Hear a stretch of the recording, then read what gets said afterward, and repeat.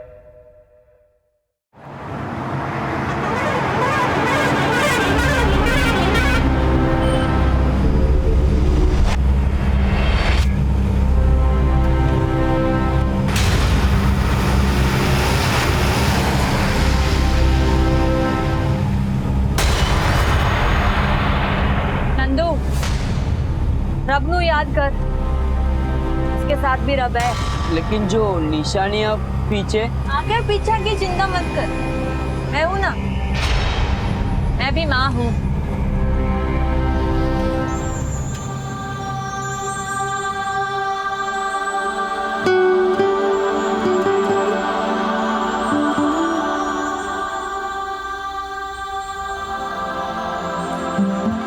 दादाजी, ये देखो मैंने मम्मी की तस्वीर बनाई। देखूं ना, ये तेरी माँ नहीं है। ला, मैं बताऊं।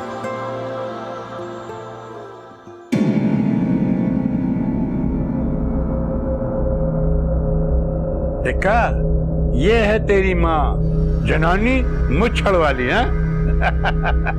ये ना भूलो, इस कुनबे की मूछें जीत की वजह से बची हुई हैं, वरना शमशेर दे मरन दे बाद सब लुट जाना सी।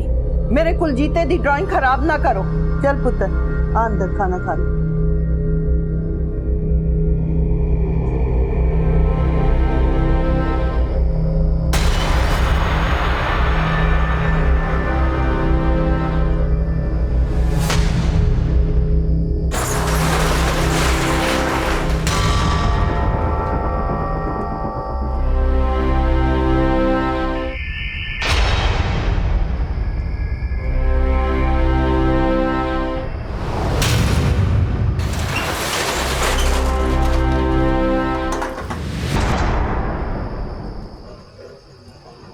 अंदर क्या है, भूल जा।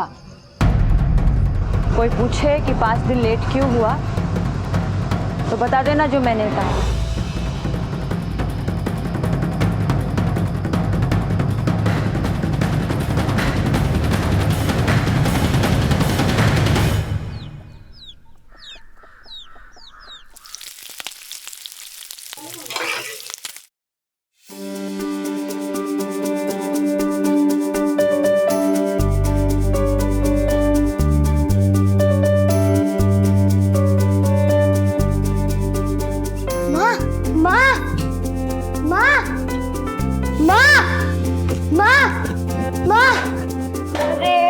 मेरा पुत्र,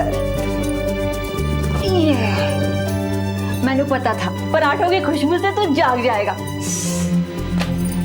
गर्मा गर्म पराठे।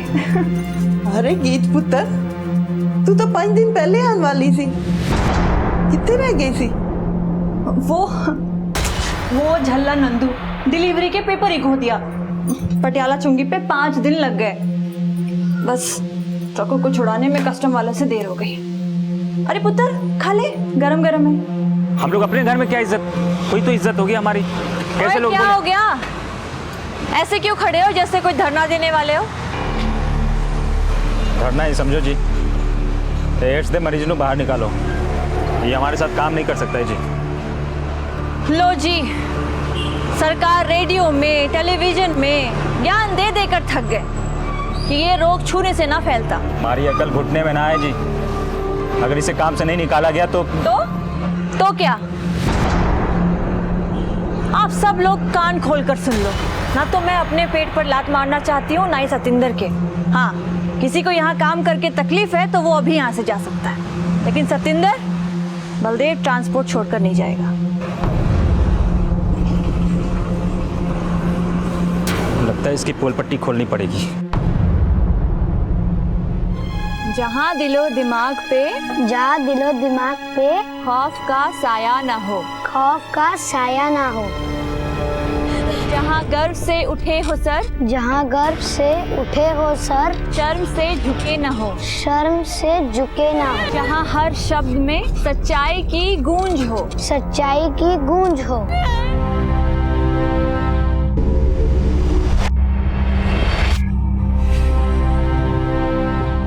कल्ले चो पैसे चुराए तुसी? तूने तेरी सास दे कान भरे? पैसे पेड़ ते नहीं उगदे। ए बेचारी दिन रात मेहनत करके कमांदी है और तानू मिंट नहीं लगता उड़ान च। कोई तीर नहीं मारे है। मेरे बेटे दा जमा जमाया धंधा संभाल रही है, जिस पे सिर्फ मेरा हक है। ये सिर्फ नौकर है बलदेव ट्रांसपोर्ट की। बाबूजी, मैं खुद को आप सबका नौकर ही मानती हूँ, लेकिन नौकर है तो मालिक क्यों बन रही है? अच्छा ये बता, गोदाम में किसने छिपाया है? बोलना। लग गया ना जुबान पे ताला, लेकिन आज ये ताला टूटेगा।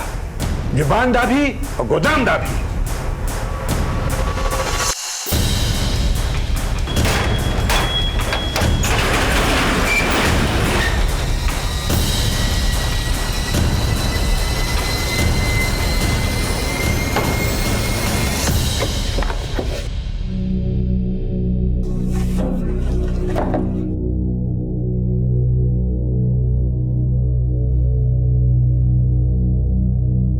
उस्ताद जी, शायद इन लोगों ने गायब कर दिया। यहाँ पक्का कोई था। यहाँ पर कोई नहीं था। जब कोई नहीं था तो ये जूठी प्लेटें कहाँ से आई? पता है थालियां यहाँ कहाँ से आई? ये जूठी प्लेटें हमारी है। नंदू, कितनी बार कहा है तुझे खाना खाने के बाद प्लेटें धो दिया कर, पर तू एक ही बस।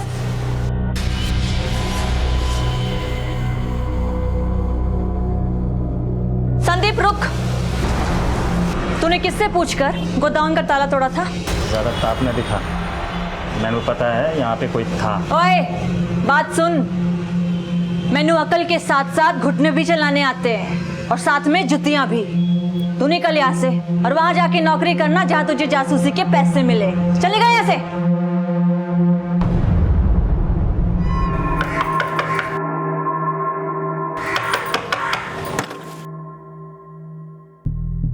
थैंक्स हरप्रीते, तूने तो मेरी ऐन मौके पर मदद कर दी, वरना आज मैं तो बड़ी मुसीबत विच फंस जाती। लेकिन यार, कहीं इस मुसीबत को अपने घर में छुपा के मैं फंस गया तो? ना ना, अरे मैं मुसीबत विच फंस जावांगी, पर तैनू नहीं फंसने दूंगी। ऐसी गल करके यार मैंने शर्मिंदा ना कर। लेकिन ये कर क्या रही है तू? मैं सब कुछ बताऊंगी, पर अभी फिलहाल किसी को कुछ मत बताना।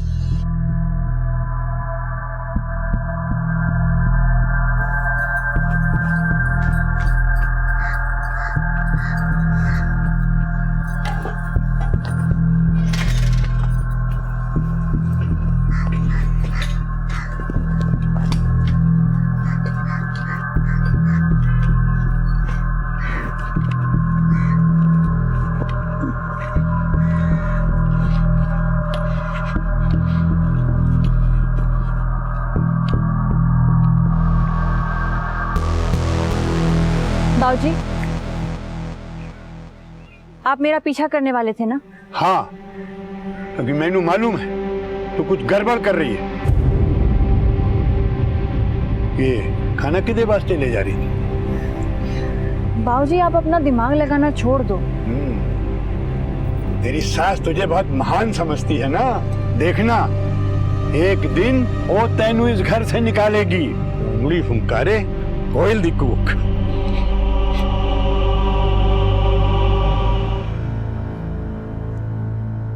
ओए नंदू, रेडी क्या? मम्मी मम्मी बरनाला से मेरे लिए ये सब चीजें लेके आना। हाँ पुत्र जी, ले आऊंगी। पुत्र जी ए ले टाइम पे खा लेना। पुत्र जी कोई परेशानी? नहीं मम्मी जी, कोई परेशानी नहीं है, चलती हूँ। चल पुत्र, अपना ध्यान रखना।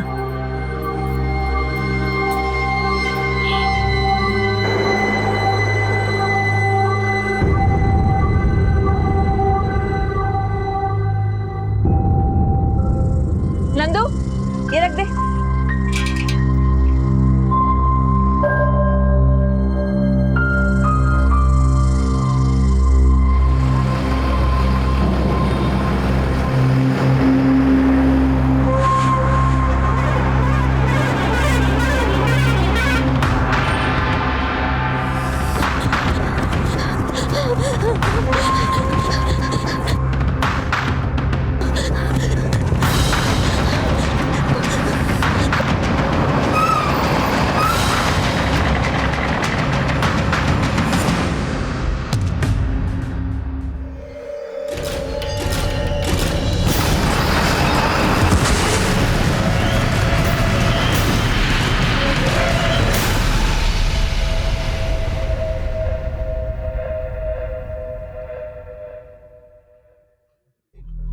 उस औरत की पोस्टमार्टम रिपोर्ट, हत्या का टाइम रात 2 बजे के आसपास। लेकिन सर जी विक्टिम की बॉडी पे कुछ इंजरीज और जले के निशान मिले हैं। पोस्टमार्टम रिपोर्ट और बॉडी पे पाए गए निशानों से यही लगता है राणा कि किसी ने इसे बांध के बहुत टॉर्चर किया है और ये अपनी जान बचाने के लिए हाईवे पर नंगे पैर कई किलोमीटर दौड़ी है, इसलिए इसके तलवे जख्मी थे। अब पता ये करना है कि भागते हुए हाईवे पे इसके साथ कोई एक्सीडेंट या हादसा हुआ या फिर इसे भगा भगा के ट्रक के नीचे कुचलना भी इसके टॉर्चर का हिस्सा था। सर जी मैंने एक्सीडेंट स्पॉट के पास वाले सभी एरिया में पूछताछ की, लेकिन ऐसा कोई बंदा नहीं मिला जो उस औरत को पहचानता है। पर राणा मैनू बहुत स्ट्रांगली लगता है कि इसको कुचलने वाला इसे जानता होगा।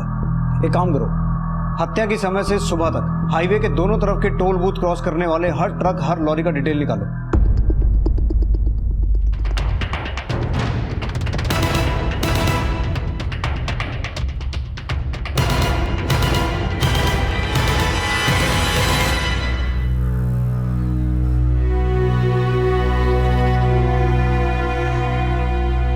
जिस नंबर को डायल कर रहे हैं वो इस समय स्विच्ड ऑफ है। अरे सुखविंदर, जरा एक प्याला गर्मा गर्म चाह पिला दे, अदरक वाली है। ਇੱਥੇ मैं गीते दी फिकर च मरी जा रही हूं और ਤੁਹਾਨੂੰ चाह दी पई हुई है। तुम जनानी तो टेंशन लेने की आदत है। अरे कहीं अटक गई होगी, अब उसके ट्रक में कोई बिजली का खंभा तो लगानी है जो फोन चार्ज कर लेगी। तुसी मेरे नाल चाह पियो, सब अच्छा हो जाएगा। ਤੁਸੀਂ ਮੈਨੂੰ ਤਾਂ ਸਮਝਾ ਲਓਗੇ, पर उस कुलजीते ਨੂੰ किस तरह समझाओगे कि उसकी मां किथे है? सत श्री अकाल जी। हरप्रीते, तू इत्थे की कर रहे? कुलजीते दे वास्ते जलेबी लाए सी। कुलजीते आजा इधर आ, ये ले पढ़। मैं क्या गीत नहीं दिख रही? कुलजीते अंदर जा ते अपनी मम्मी ਨੂੰ फोन लगा। क्या गीत का नंबर नहीं लग रहा? गीत दी फिकर असी कर लांगे, तू जा और मेहरबानी करके दोबारा ना आए। ले फड़। सत श्री अकाल।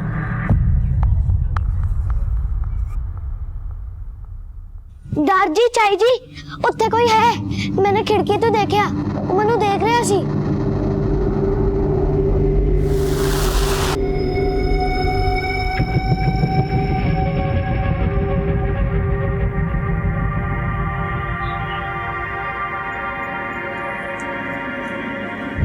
नहीं पुत्र जी, उत्थे कोई नहीं है। मैं झूठ नहीं बोल रहा चाई जी, उत्थे कोई सी।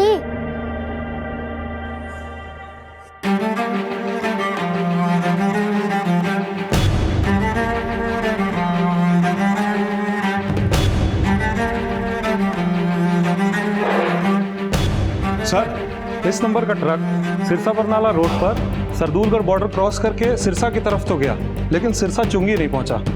ये मतलब निकलता है कि ये ट्रक सिरसा और सरदूलगढ़ के बीच में कहीं पे खड़ा है। एक काम करो, सरदूलगढ़ बॉर्डर की फुटेज में इस ट्रक को आइडेंटिफाई करो।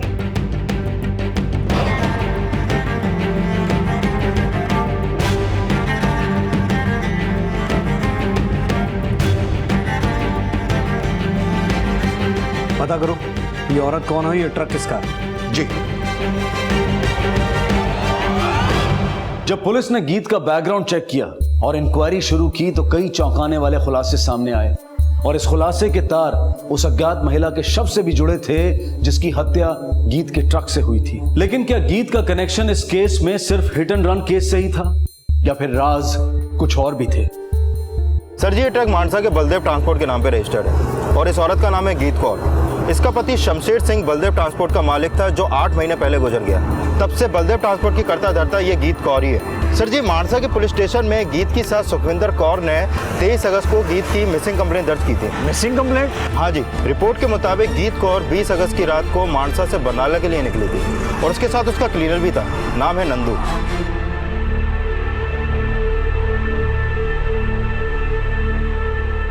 पुत्र जी, थोड़ा तो खा लो। जब तक माँ नहीं आती तब तक मैं कुछ नहीं खाऊंगा।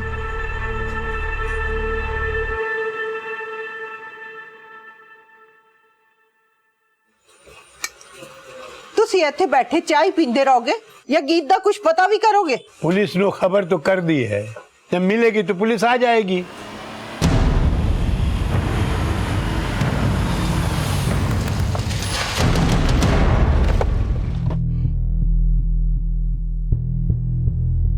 सर जी, हमें नहीं पता ये कौन है। आप नहीं तो शायद गीत जानती हो।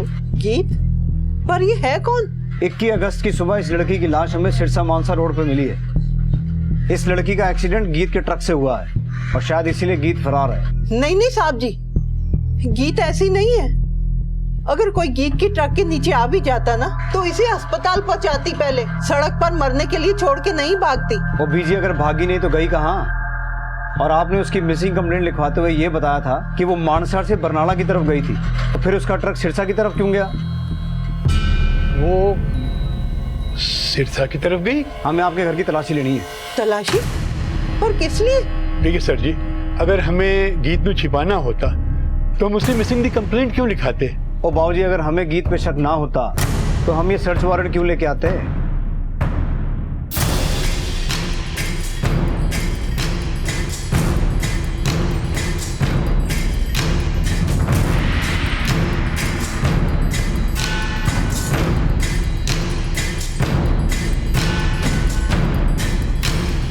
नहीं है सर जी।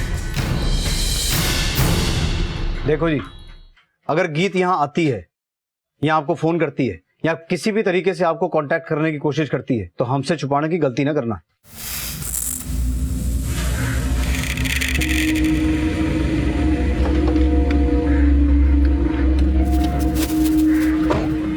गीत के साथ साथ रिश्तेदार, ट्रांसपोर्ट कंपनी के सारे ड्राइवर, सबके फोन सर्विलेंस पे डालो।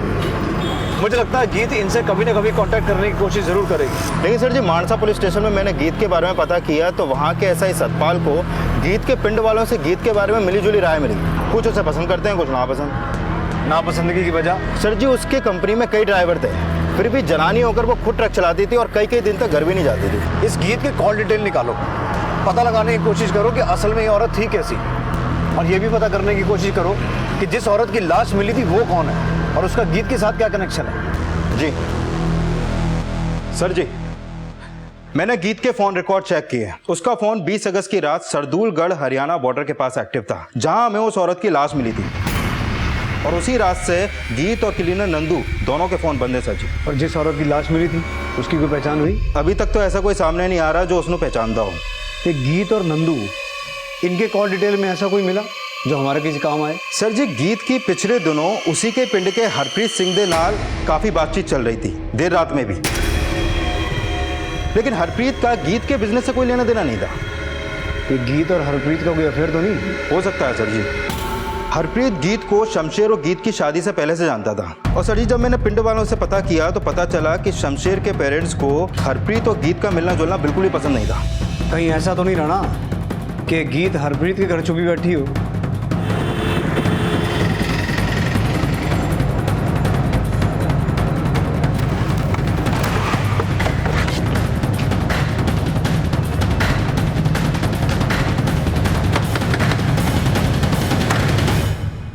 हरप्रीत जी। गीत अंदर है? गीत? नहीं जी। चल देख लेते हैं, तलाशी लो घर की।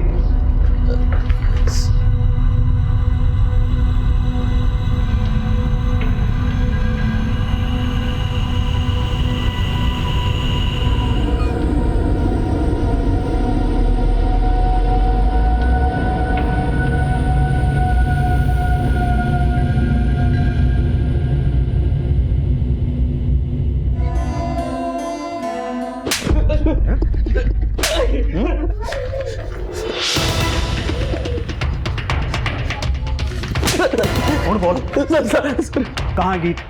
अरे बच्चे कहाँ से आए तेरे घर? सर मैंने नहीं पता गीत कितने हैं। इन बच्चों को मेरे नाम छोड़कर पता नहीं कितने गायब हो गए सर। किसके बच्चे हैं? सर मैंने कुछ नहीं पता। हफ्ते भर पहले रात में गीत आई थी।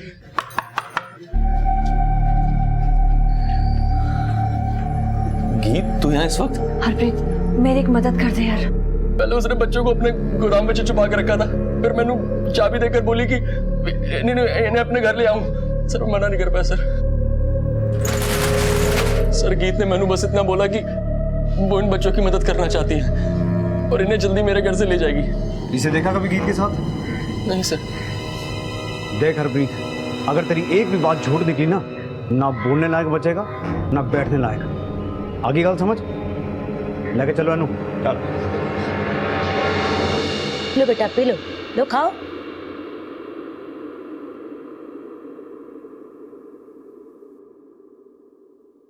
घबराना पुत्र। क्या नाम है तुम्हारा? माँ चाहिए मुझे। सर जी, ये लड़की तो हरियाणवी है, लगता है इसकी माँ भी हरियाणवी होगी। पता करो गीत का हरियाणा में कहाँ कहाँ आना जाना था। सर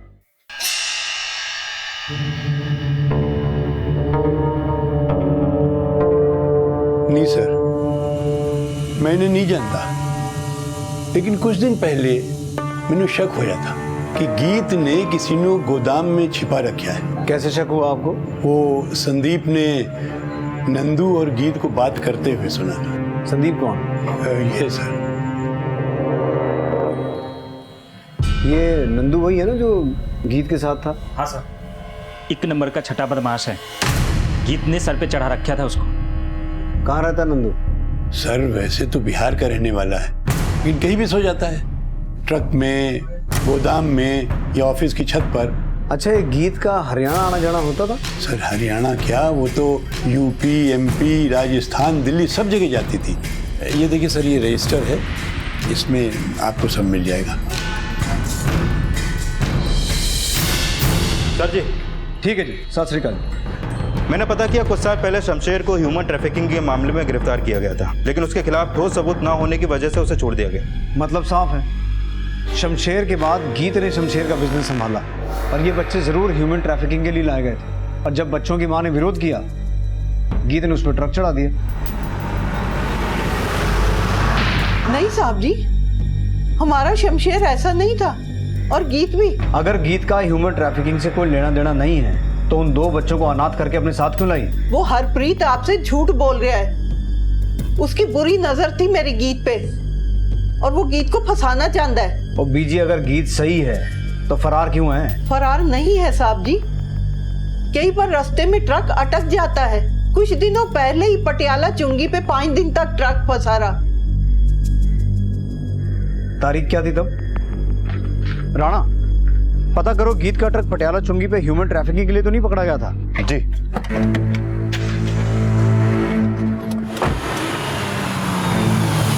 सर जी, मैंने पटियाला चुंगी पे पता किया।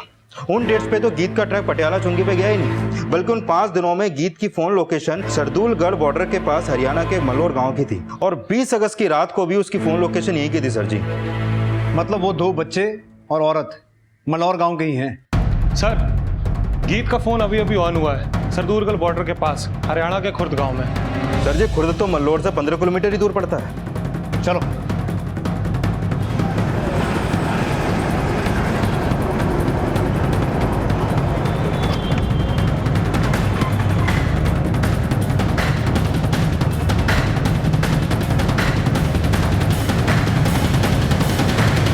जल्दी ले।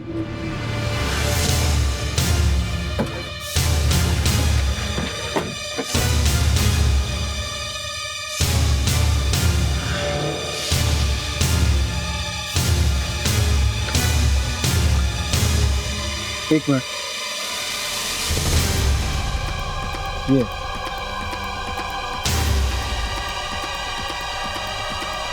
अरे मैं लूंगा, मैं लूंगा। ओए, चटे। तो ये बोलती मैं लूंगा, ये बोलती मैं लूंगा, फोन को खराब कर रहे हैं। साहब तुझसे गीत कहाँ है? कौन गीत साहब? जिसका फोन है तेरे पास? साहब ये फोन ते मैंने उत्ते प्यारा मिला सीगा। अच्छा, हाँ जी। किथे?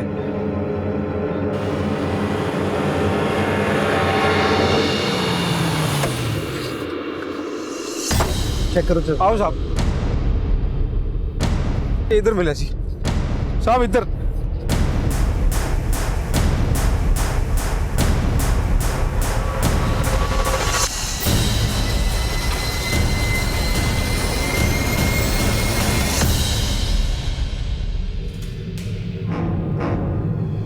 आसपास का एरिया सर्च करो। राणा, बॉडी को पोस्टमार्टम के लिए भेजो। पुलिस गीत को अभी तक एक फरार क्रिमिनल मानकर ढूंढ रही थी, लेकिन उसकी लाश मिलने के बाद इस केस का रुख ही बदल गया। गीत भी एक पीड़ित की तरह सामने आई है, लेकिन जिस औरत की लाश पुलिस को मिली थी उसका गीत से क्या कनेक्शन था? आखिर गीत क्यों उसके बच्चों को अपने साथ लेकर गई थी? और गीत का हेल्पर नंदू अब कहाँ था? सर जी, अभी अभी गीत के क्लीनर नंदू का फोन ऑन हुआ है। लोकेशन जलंधर हाईवे के पास एक ढाबे की है। अपनी एक टीम भेजो वहां, क्विक।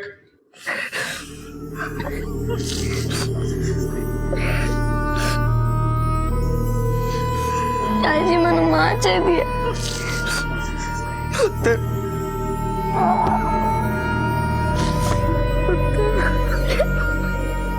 अरे पिन में नाक कटवा दे मरी है करम जली। दूसरों दे बच्चे अनाथ करने वाली दा खुद दा बच्चा अनाथ हो गया। नहीं, साडी गीत ऐसी नहीं थी। सर जी, पोस्टमार्टम रिपोर्ट के मुताबिक गीत के सर पे किसी भारी पत्थर से वार किया गया था और फिर उसके बाद उसकी बॉडी को जलाने की कोशिश की गई। सर जी, मैंने लगता है कि बारिश की वजह से वो आग बुझ गई। इसका मतलब ये हुआ राणा कि कोई ये चाहता था कि गीत की बॉडी आइडेंटिफाई ना हो, पर ऐसा कर कौन सकता है? और इस नंदू की क्या भागीदारी हो सकती है?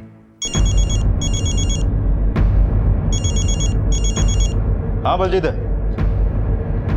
ठीक है, हम पहुंचते हैं। सर जी, मल्लोर गांव के बाहर गीत का ट्रक मिला है। Let's go.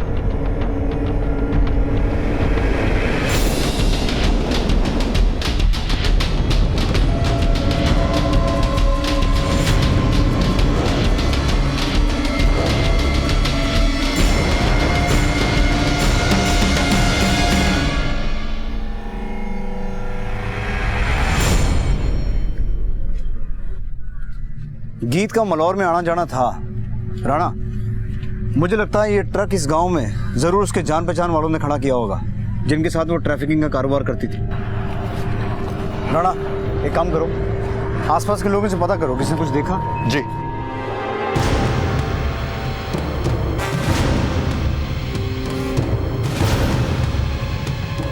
नहीं सर जी, किसी ने कुछ नहीं देखा। अगर यहाँ किसी ने कुछ नहीं देखा तो गांव चलते हैं, पता करते हैं उस औरत को और 2 बच्चों को कोई जानता है कि नहीं।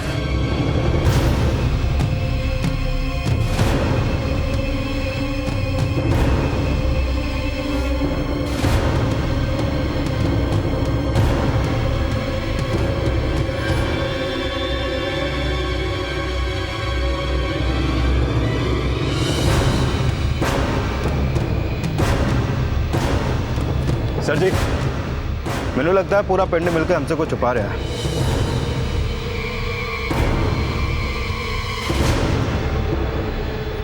पुत्र जी, दूध पी लो।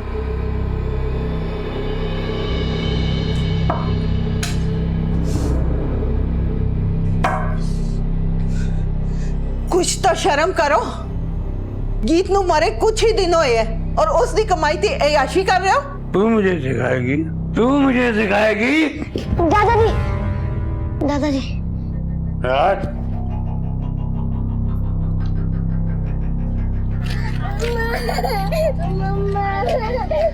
हाँ बेटा, यही गांव है तुम्हारा? तुम्हें पता है तुम्हारा घर कहाँ है? हमें लेके चलोगी अपने घर?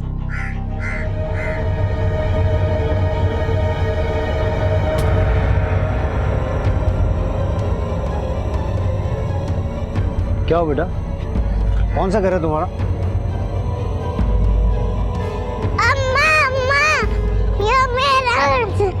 अम्मा।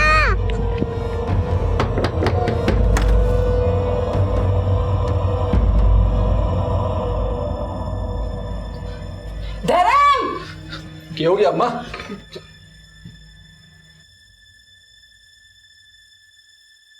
साक्षी बेटा, क्या लगते हैं तुम्हारे? बापू। कौन बोल? नहीं साहब, बच्ची झूठ बोल रही है। तू ये राजा हरीशचंद्र? अरे साहब जी मेरी बात मत। चलो साहब चल। हाँ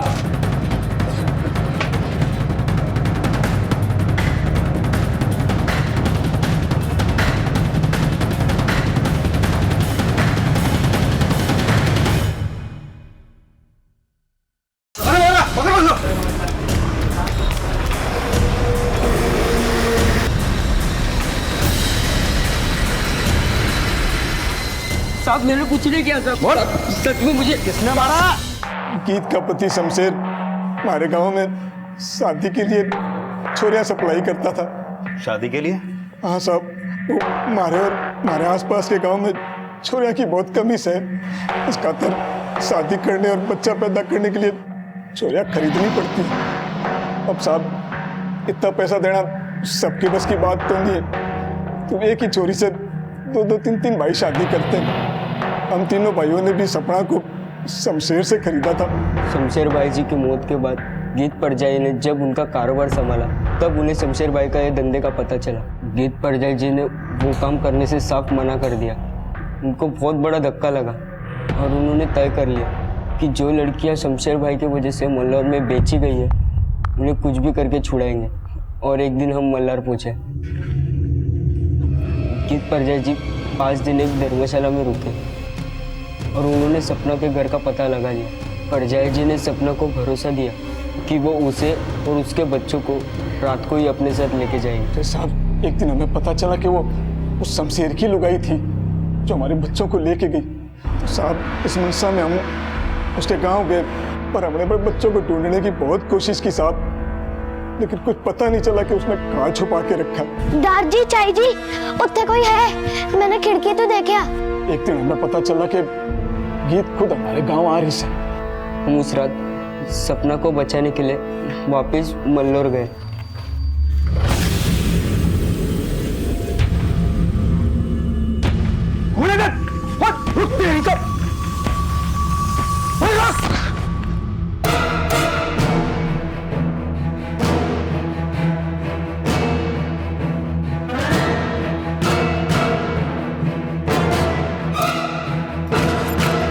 परजाई जी मैंने उनको चकमा दे दिया।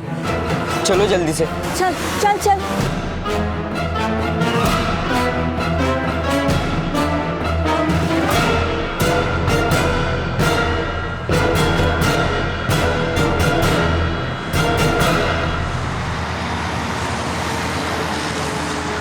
भाई साहब,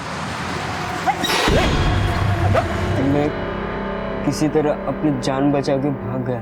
छोरा तो भाग गया और हमने गीत के ट्रक से ना सपना को कुचल दिया। हमने सोचा साहब कि ट्रक गीत का है तो सच जो है वो गीत तो नंदू पे जाएगा। लेकिन तुझे कैसे पता चला कि गीत शमशेर की बीवी है और वो ही सपना के बच्चों को अपने साथ लेकर गई है? उस साहब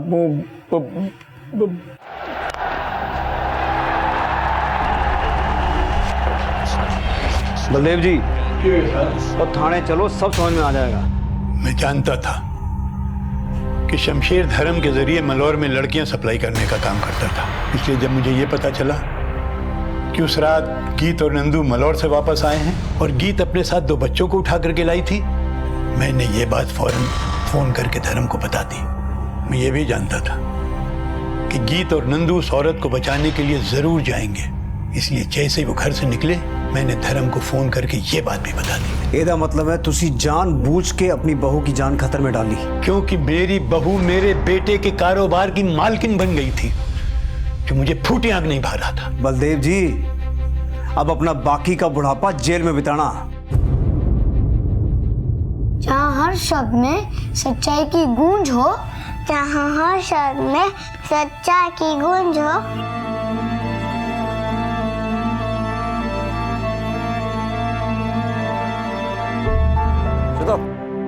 मैंने कहा लिया जानता चाहूँ। वंशु तो चिंता न कर, चुपचाप फिर। बाय बाय पेड़, बाय बाय कारक कौवे, बाय बाय कच्ची सड़क, बाय बाय पक्षी। क्यों बोल रहे हो? सब कभी नहीं मिलेंगे, ऐसा बोलो जल्दी ही मिलेंगे। ए तिमेरा चुप करा, शाम बेसी ना करा बच्चे।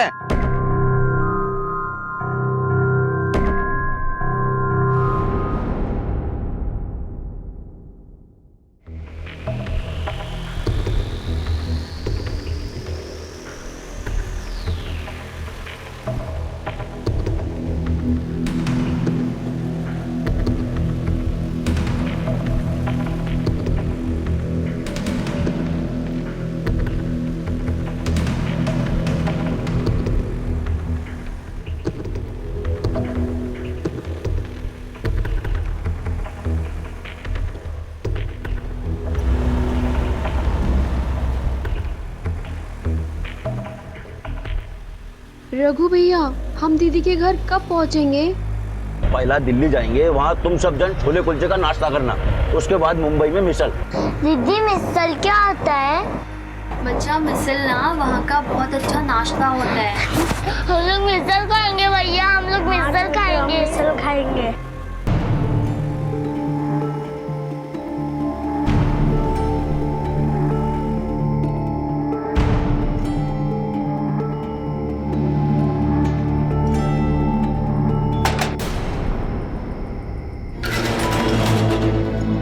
चलो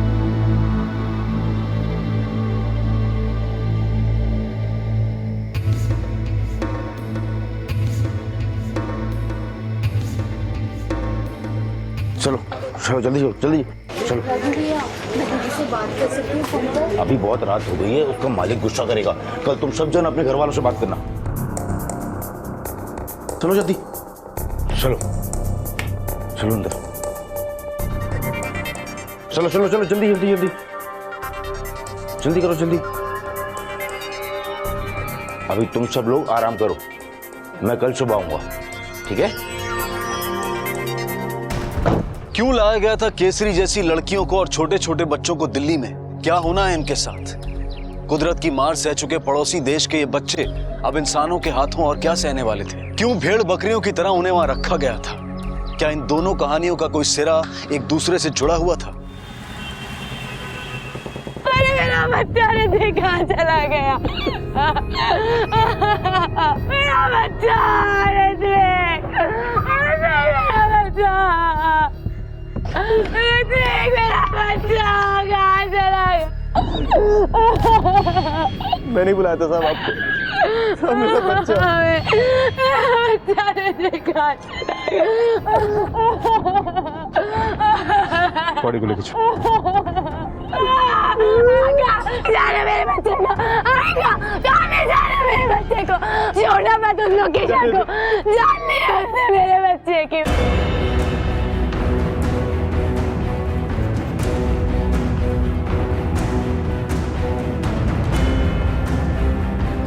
सर, लड़की का नाम लोकेशा है, नेपाली है। हमें ये पता करना होगा कि यहाँ से कुछ चोरी भी हुआ है क्या? अभी ना बच्चे की माँ बोलने की हालत में है, ना बच्चे का बाप बोलने की हालत में। पहले हमें इस लोकेशा के बारे में पता करना होगा। सोसाइटी के पास क्या जानकारी, कहाँ की रहने वाली थी, कहाँ से आई थी, उसकी फैमिली कहाँ है, उसके पास फ़ोन था या नहीं, अगर था तो उसका नंबर क्या है, कभी ना कभी अपनी फैमिली से बात हुई होगी, उसके फ़ोन को सर्विलेंस पे डालते हैं। Yes sir. ए सीमा, सीमा, सारा दिन तू अकेले ही बात करेगी क्या? रख फोन, रख। केसरी तू बात कर।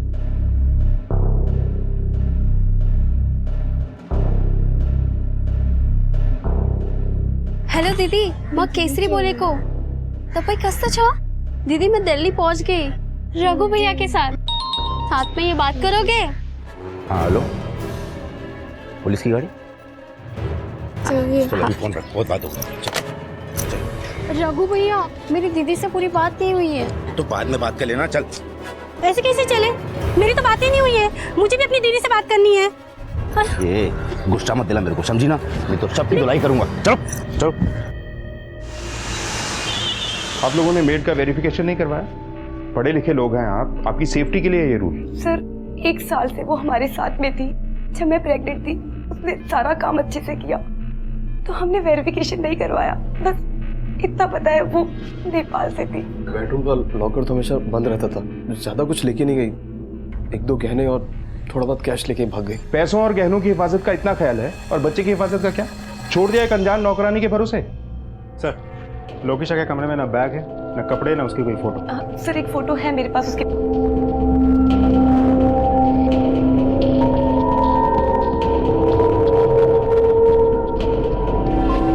नैनी कैम या बेबी कैम नहीं लगवाया? आजकल लगवाते हैं लोग घरों में। सर मैंने बोला था जिग्नेश से, पर नहीं लगवाया इन्होंने। आप एक काम कीजिए, ये फोटो आप मेरे नंबर पे भेज दीजिए। ये लड़की लोकेशा कैसे मिली आप लोगों को? वो हमारा वॉचमैन लालमणि लेके आया था उसको। साहब जी, मेरा मती मर गई थी, जो उसको मदद की। एक पहचान वाला ने बोला बेचारी परेशान है, मदद करो। मैंने यहाँ काम पर लगा दी। इससे पहले कहाँ काम करती थी? दिल्ली में काम करती थी साहब जी, फिर दिल्ली से 1 साल पहले यहाँ आ गई। नेपाल में कोई है उसका? कहाँ की रहने वाली थी, कुछ पता है तुम्हें? एक बहन है और 2 छोटा भाई है, बस इतने ही जानता हूँ।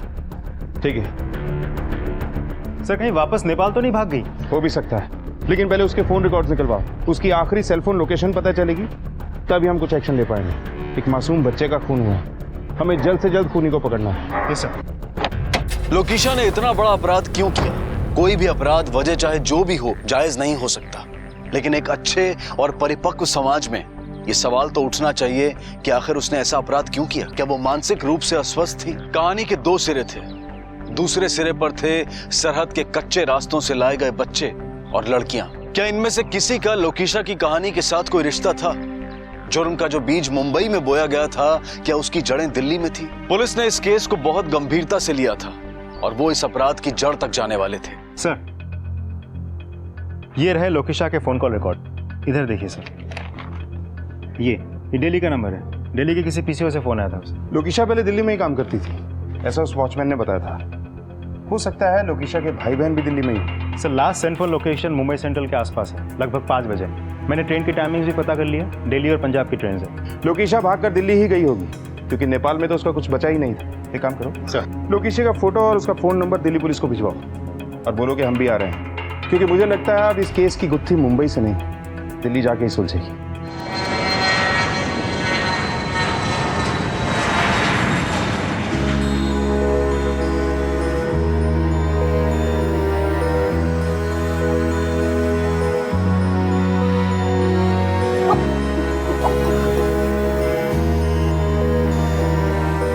दीदी मुझे प्यास लग रही है। पानी लेके आती हूँ, सोच।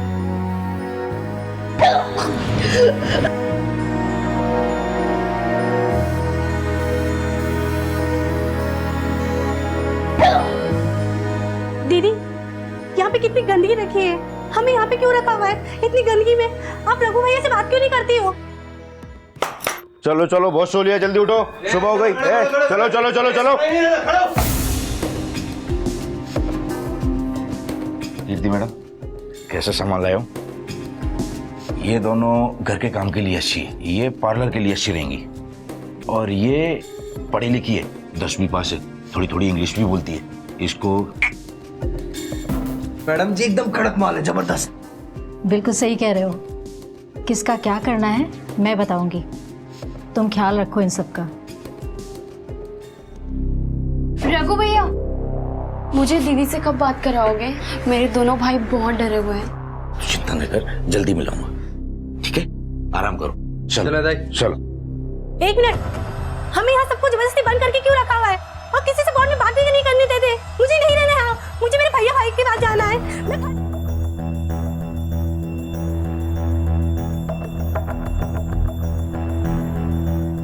दीदी मुझे बहुत डर लग रहा है, नींद नहीं आ रही।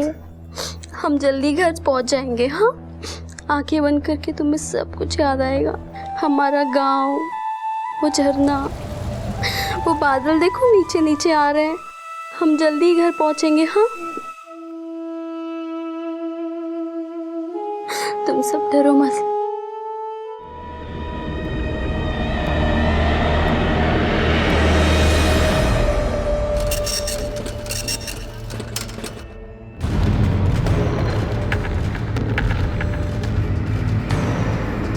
वो रहा शॉप। इस औरत को जानते हो? देखा है कभी? इसी पीसीओ से फोन किया था किसी ने इसे? नहीं सर जी, इसे देखा तो नहीं है। ये नेपाली है क्या? हाँ। इसकी बिरादरी की कुछ लड़कियां फोन करने आती थी, सब नेपाली दिखती थी। कहाँ रहती हूँ? यही पास में एक मंजिला इमारत है, उसी के ऊपर रहती है। ठीक है।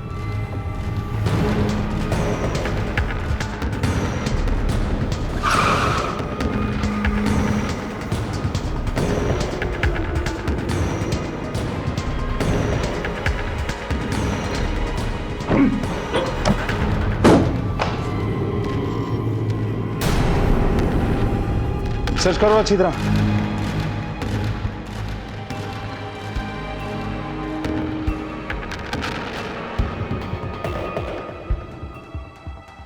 सर, हर तरफ गंद पड़ी है, वहां बाल्टी में भी।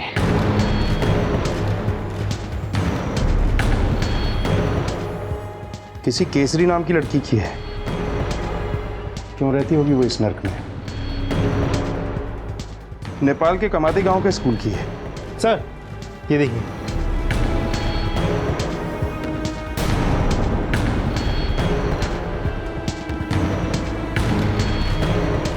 यहाँ जरूर कोई क्राइम हुआ है। फॉरेंसिक टीम को बुलाओ। सर, कई सवालों के जवाब पुलिस के हाथ आते आते छूट गए और मुजरिम फरार हो गए।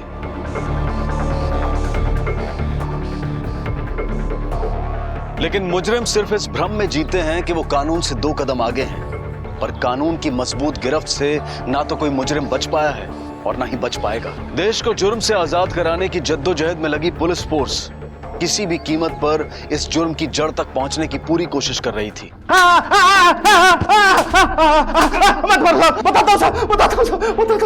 अगर कर सब बताता हूँ साहब। यहाँ कुछ नेपाली लोग रहते थे, कुछ बच्चे और कुछ लड़कियां आते जाते रहती थी साहब। कभी कभी उनसे मिलने वाले लोग भी आते थे साहब। हमेशा से वही लड़कियां रहती थी? नहीं साहब, अलग अलग लड़कियां आती और जाती थी साहब। कमरा किसको किराए पे चढ़ाया था? एक कृति मैडम है साहब। लड़कियां यहाँ क्यों लाई जाती थी? क्या होता था उनके साथ?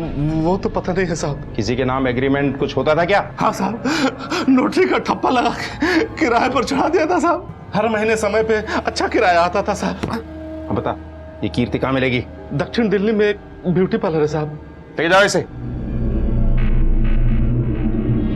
ये केस एक बच्चे के मर्डर से शुरू हुआ था, लेकिन लगता है कि ह्यूमन ट्रैफिकिंग का केस है ये, जिसके तार 3 जगह से जुड़े हैं, नेपाल से, दिल्ली से और मुंबई से।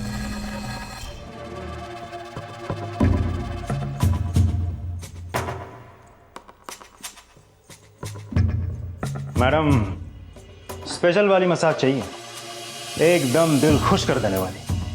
खन्ना साहब ने तो बहुत तारीफ की आपकी बॉडी मसाज पार्लर की। ओह, तो खन्ना साहब ने भेजा है आपको? बिल्कुल। तब तो आपको मसाज भी खन्ना साहब वाली ही चाहिए होगी। एकदम। अच्छा, तुम बात कर लो। आइए प्लीज। चलिए।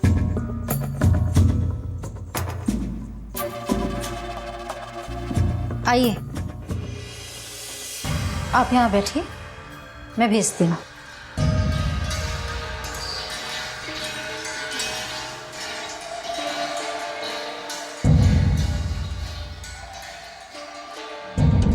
आ जाओ, ये देखिए स्पेशल मसाज के लिए।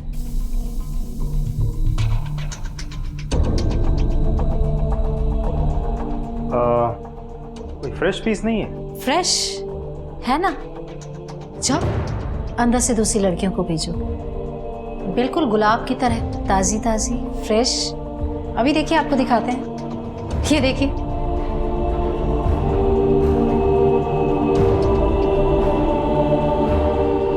इक्कीस, 17, 19, 20। और तुम 18 की।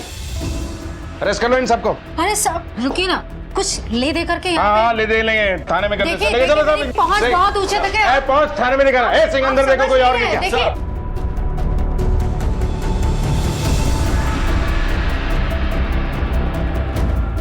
चलो, हो गया मसाज। चलो। तो चुप साहब- रहिए, चुपचाप चलिए यहाँ से। कुछ भी नहीं है साहब, छोड़ो ना मुझे, छोड़ो साहब, ऐसा कुछ भी नहीं है साहब। आप मेरी बात क्यों नहीं सुन रहे हैं? सुन रहे हैं तुम्हारी बात थाने में।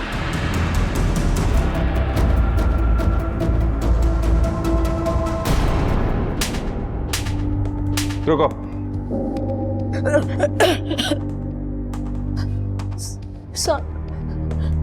ये सारी लड़कियां हम नेपाल से मंगवाते थे। इनमें जो जवान होती थी उसे धंधे पे लगा देते थे, और जो बुढ़ी होती थी उसे घर के काम काज के लिए, और जो बच्चे होते थे उन्हें फैक्ट्री में। सब जो लड़कियां बचती थी उन्हें अपने पार्टनर में लगाते थे। अभी हाल ही में जो लड़कियां लाई गई वो कहाँ है? सर सब तो आपने छुड़ा ली। ये नेपाल से लड़कियां लाता कौन है? सब रघु।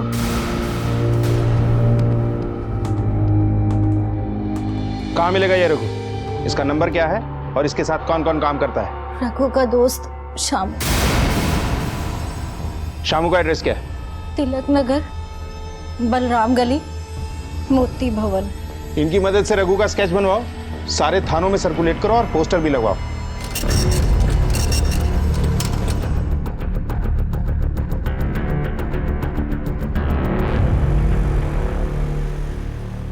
रघु, ये मैं तुम्हारे पैर पड़ती हूँ। अरे चुप कर।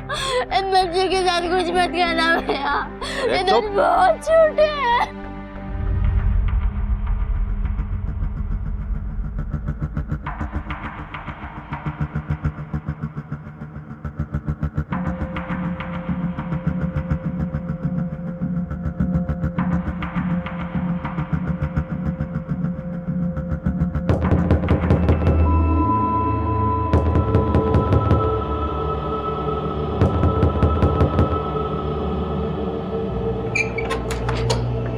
शामू,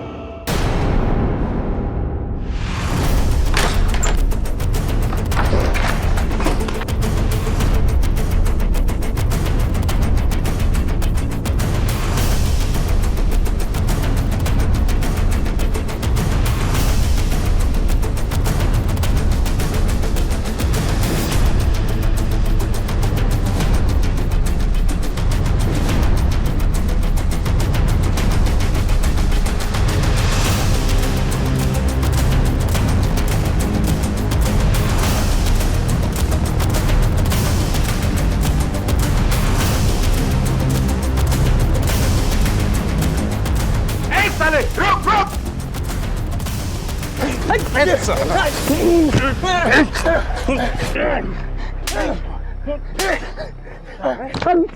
निर्दोष लड़कियों और मासूम बच्चों की तस्करी करता है, बाकी की जिंदगी जेल में चढ़ेगा तू। साहब मैंने कुछ नहीं किया साहब। साहब मैं तो सिर्फ मदद करता हूँ, बाकी सब काम तो रघु करता है साहब। वो नेपाल से लड़कियों को लेकर आता और उनके परिवार वालों से कहता कि उनको अच्छी नौकरी दिला देगा। लोकेशा का साहब? लोकेशा तो सर मैंने सिर्फ नाम सुना है साहब, मैंने उसे देखा नहीं है, लेकिन रघु से लेकर आया साहब। केसरी और उसके दो छोटे भाइयों से मैंने उसका नाम सुना था साहब, लोकेशा का नाम। इसके अलावा मैं कुछ नहीं जानता साहब। रघु कहाँ है? रघु कहाँ है? साहब रघु उन लोगों को लेकर ओखला निकला है साहब। ओखला में क्या है? साहब ओखला में टाइल बनाने वाली फैक्ट्री है साहब, वहीं बच्चों को लेकर गया है। ठीक से काम कर, कैसे काम करते हैं? ये सब क्या हो रहा है? इतने सारे बच्चे इतनी बुरी हालत में काम कर रहे हैं, बाल मजदूरी का रैकेट चलाता है। मारस! आप में से कोई इस लड़की को पहचानता है क्या?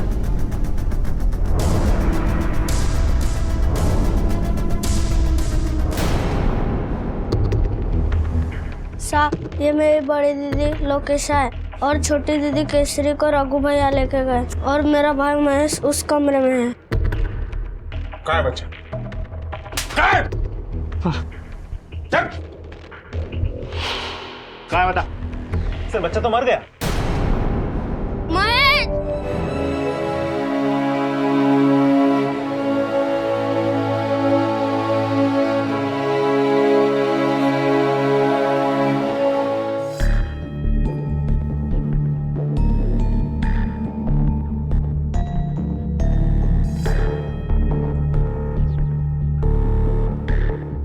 रघु, इन लड़कियों पे काम करना पड़ेगा। हमें यहाँ पर क्यों लाया गया है? हलाल करने से पहले खिलाया और सजाया जाता है। चलो कपड़े उतारो। नहीं, मैं नहीं उतारूंगी। अरे कपड़े उतारो। ये तेरे भाई हमारे पास है और उसकी जिंदगी तेरे पास, जैसा बोलती वैसा कर। केसरी और लोकेशा दोनों बहनें लापता है। एक जुर्म करके भागी और दूसरी रघु के चंगुल में। कहाँ हो सकती है? सर, अभी तक इस केस में जो सुराग मिले हैं उससे तय है कि बच्चे और लड़कियां नेपाल से लाई गई और ट्रैफिकर्स ने उनके साथ बहुत ज्यादतियां की हैं।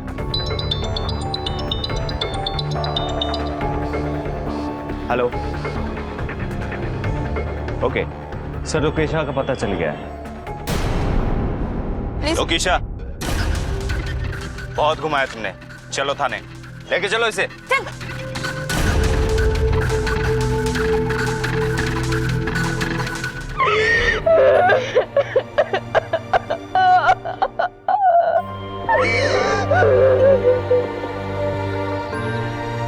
दीदी, आप क्यों जा रहे हो? आप मत जाओ। हम यहाँ पे सब अकेले पड़ जाएंगे। तेरा ना लो, घर बनाना है। तुम्हारी आधी पढ़ाई भी बाकी है ना? हाँ। तुम अभी से ऐसा करेगो तो कैसे होगा? तुम मेरी गुड़िया हो, है ना? तुम्हारी आंखों में आंसू अच्छा नहीं लगता। तुम पढ़ाई पे ध्यान देना, ठीक है? और मनोहर काका है ना, उनके पास मैं पैसा भेज दूंगी और आज से तुम्हें इनके बाप और तुम्हें इनके पापा। हाँ दीदी, ठीक है? मैं ख्याल रखूंगी।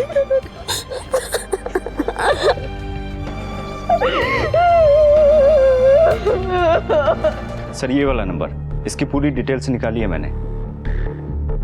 सर, वो लोकेशा मुंह नहीं खोल रही है, वो बहुत डरी हुई है। सिंह, ये केस कहाँ से शुरू हुआ था और कहाँ पहुँचा है? इस केस से जुड़ी हर वो बात जो लोकेशा जानती है हमारे लिए जानना बहुत ज़रूरी है। और ये भी कि उसने बच्चे को क्यों मारा। लेकिन उसे सच बुलवाने के लिए हमें कोई ना कोई तरीका अपनाना पड़ेगा। Yes sir.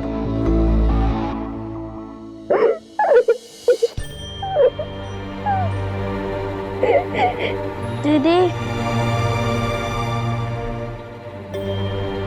लक्ष्मण,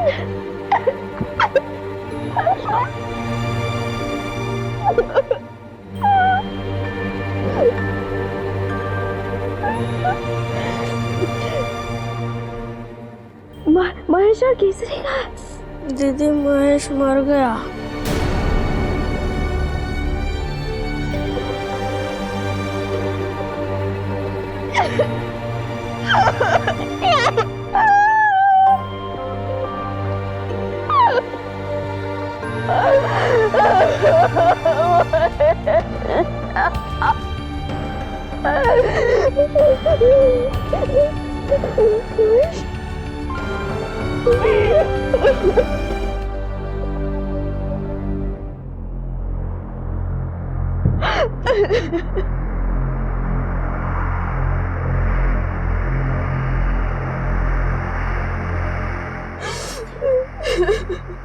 लोकेशा, तुम्हारी बहन को ढूंढने के लिए हमारी टीम दिन रात एक कर रही है। केसरी और उस जैसी लड़कियों को उनके चंगुल से छुड़ाना। देखो, हम समझ सकते हैं तुम्हारे साथ जो हुआ वो ठीक नहीं हुआ, लेकिन जो तुमने किया वो भी ठीक नहीं था। अब हमें खुल के बताओ कि तुम्हारे साथ क्या हुआ, क्यों मारा तुमने उस बच्चे को। देखो, हमारी मदद करो ताकि हम तुम्हारी मदद कर सकें। डरो नहीं, बताओ क्या हुआ था तुम्हारे साथ। आज तक किसी ने मेरी मदद नहीं की। 28 साल की थी जब मुझे रघु इधर लेके आया था। मेरा पति मर गया और मेरे बच्चे भी नहीं थे। मेरे 2 भाई और मेरी बहन केसरी, उन लोगों को मैं अपने मासी के पास छोड़ के इधर काम करने आ गई दिल्ली में। वो रघु ने मुझे एक मसाज पार्लर में बेच दिया। वहाँ पे मसाज के साथ साथ और भी बहुत सारी चीजें होती थी। वो सब काम भी करवाते थे जो मुझे नहीं करना। हर रोज लोग आते थे, मैं गिनना भूल गई। मैं बस यही प्रार्थना करती थी कि मुझे भगवान इस नरक से निकाल दे। 2-3 साल तक मैंने ये काम किया। फिर मेरी बढ़ती उम्र की वजह से मुझे मुंबई में एक घर में आया का काम दिलवा दिया। उसका मुझे रघु को कुछ कमीशन देना पड़ता, लेकिन मेरे लिए सही था क्योंकि मुझे लगा कि मैं इस दलदल से बाहर निकल गई। लेकिन तृप्ति मैडम पेट से थी जब मैं उनके पास काम करने आई। अरे जान नहीं है क्या तेरे हाथों में? जा, तुझसे नहीं होगा, जाके अपना काम कर। और सुन, जाते जाते दरवाजा बंद करके जाना। उनके पति का मेरे पे बहुत गलत नजर था। मुझे पता था कि मैं ज्यादा दिन तक उससे नहीं बच सकती। सब मर्द एक जैसे होते। मेरी बात सुन। इधर इधर इधर इधर बैठ बैठ। तेरी बात सुन। तू जानती ना तृप्ति पेट से जब से मेरा उपवास चल रहा है। देख तू कितनी सेवा करती है उसकी, है ना? थोड़ी सेवा मेरी भी कर दे ना। मैं वैसी लड़की नहीं हूँ, मुझे जाने दे। मुझे पता है तू ऐसी लड़की नहीं है। तेरी ऐसी लड़की बहुत सारे वीडियो देखे मैंने। हर रोज ये सब होने लगा। हर रोज वो आता था और मुझे कुछ लेके चला जाता था। मैं कुछ नहीं कर पा रही थी। तुम्हारे साथ इतना गलत हुआ, तुमने पुलिस की मदद क्यों नहीं ली? कहीं दूसरी जगह नौकरी क्यों नहीं ढूंढ ली? मेरे पास कागज नहीं है ना, तो इन लोगों ने मुझे काम पे रख दिया।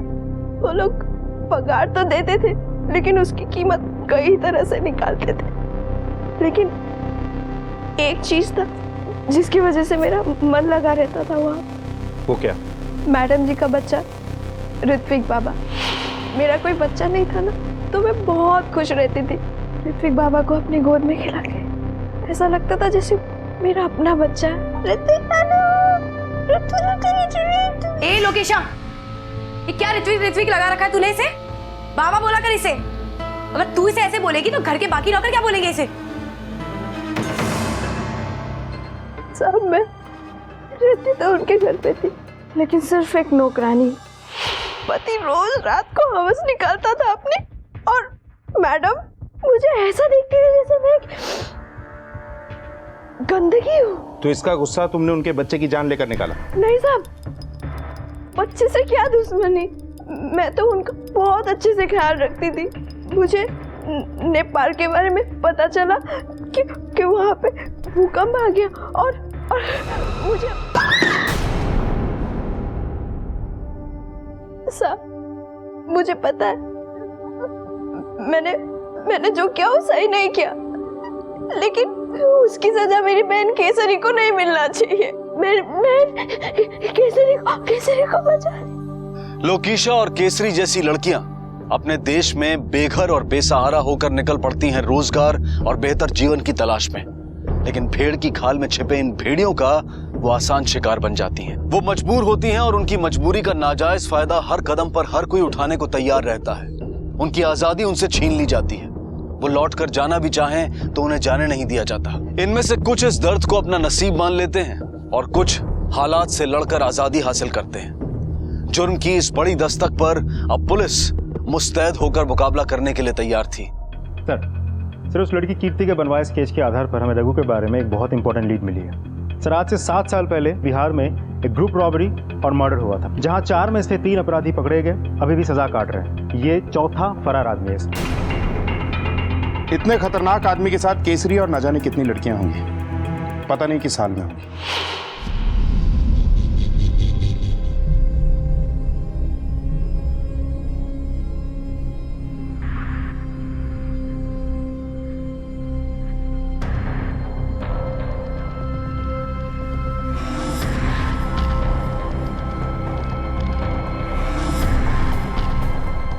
आप मुझे ऐसे छोटे कपड़े पहनाकर क्यों तैयार कर रहे हो? बहुत जल्द पता चल जाएगा।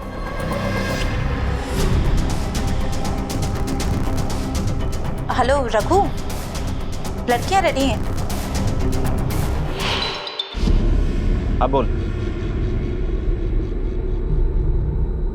सर रघु के बारे में एक इन्फॉर्मेशन है। सदर बाजार के डिलाइट फोटो स्टूडियो में रघु कुछ लड़कियों के साथ देखा गया है। चलो।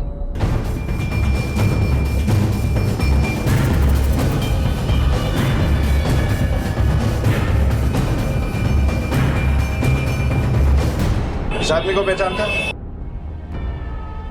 हाँ सर, ये आदमी कुछ दिन पहले ही आता है यहाँ पे। कुछ लड़कियों को लेकर कह रहा था फोटो खिंचवा दिया। चल अभी देर हो गया, दूसरी को भेज। सर कुछ वीजा लगवाने के लिए बोल रहा था।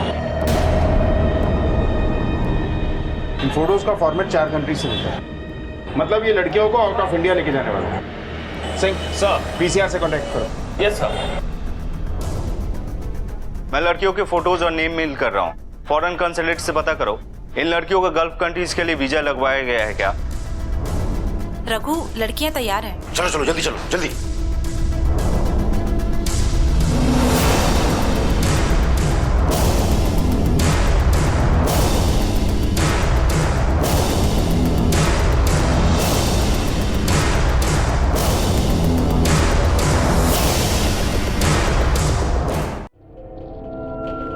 Okay thanks sir. खबर पक्की है, वीजा लिया गया था उन 3 लड़कियों के लिए। फ्लाइट डिटेल्स भी मिल चुकी हैं और फ्लाइट 3 घंटे में छूटने वाली है। टाइम बहुत कम है, हमें डिपार्चर से पहले वहां पहुंचना होगा। Right sir.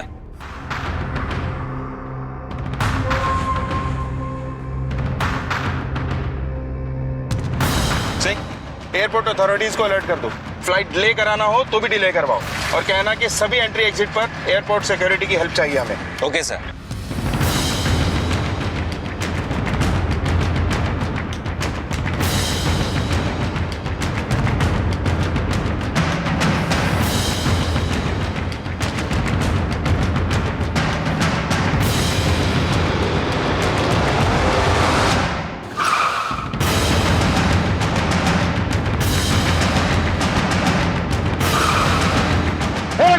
उधर नीचे। रघु रुक बोला तेरे को। रुक रुक।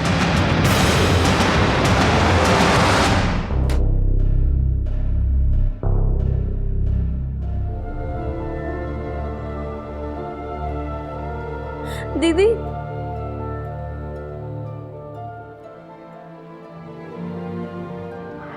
कैसा रे?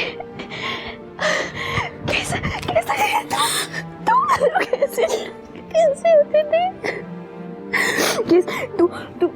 तू ठीक है ना? तुझे चोट नहीं आई ना? केसर ये क्या पहना है तूने?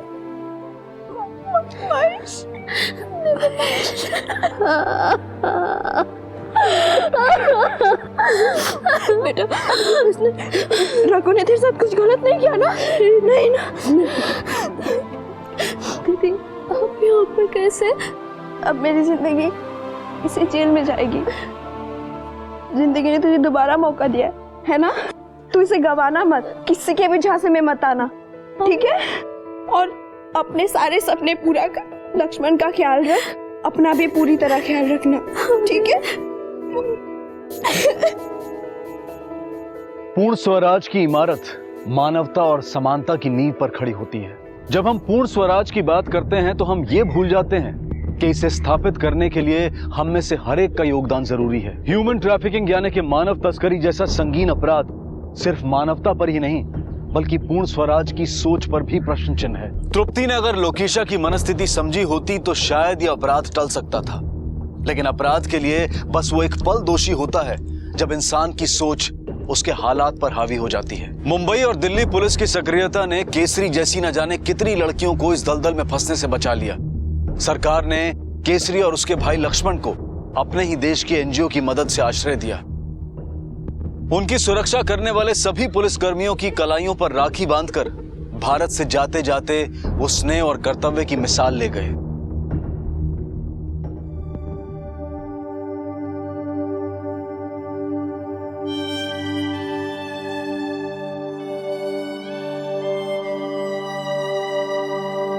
मुझे दो, मैं देखता हूँ।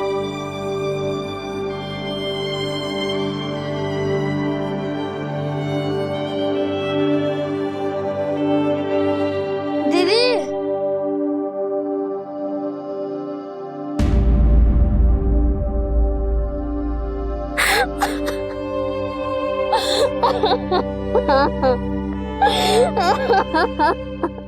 लगभग 6 लाख से 8 लाख जीते जागते इंसान हर साल अवैध रूप से इंटरनेशनल बॉर्डर्स पार कराए जाते हैं। इनमें से ज्यादातर बच्चे होते हैं। ये बच्चे प्रोस्टिट्यूशन यानी देह व्यापार या बाल मजदूरी के लिए इस्तेमाल किए जाते हैं। इनसे इनका बचपन छीन लिया जाता है, जवानी लूट ली जाती है। जब हम अपनी सुख सुविधाओं के लिए दूसरों की आजादी को कुचल देते हैं, तब ऐसे संगीन हालात पैदा होते हैं। शोषण, असमानता, जुल्म, जब तक किसी भी समाज में ये रहेंगे, तब तक पूर्ण स्वराज एक सपना ही रहेगा। सब मिलकर कदम उठाएंगे तो अपराध टल भी सकते हैं और उनसे मुक्ति भी मिल सकती है, और ये है असली आजादी। इसी विचार के साथ अब मैं अनूप सोनी आपसे विदा लेता हूं।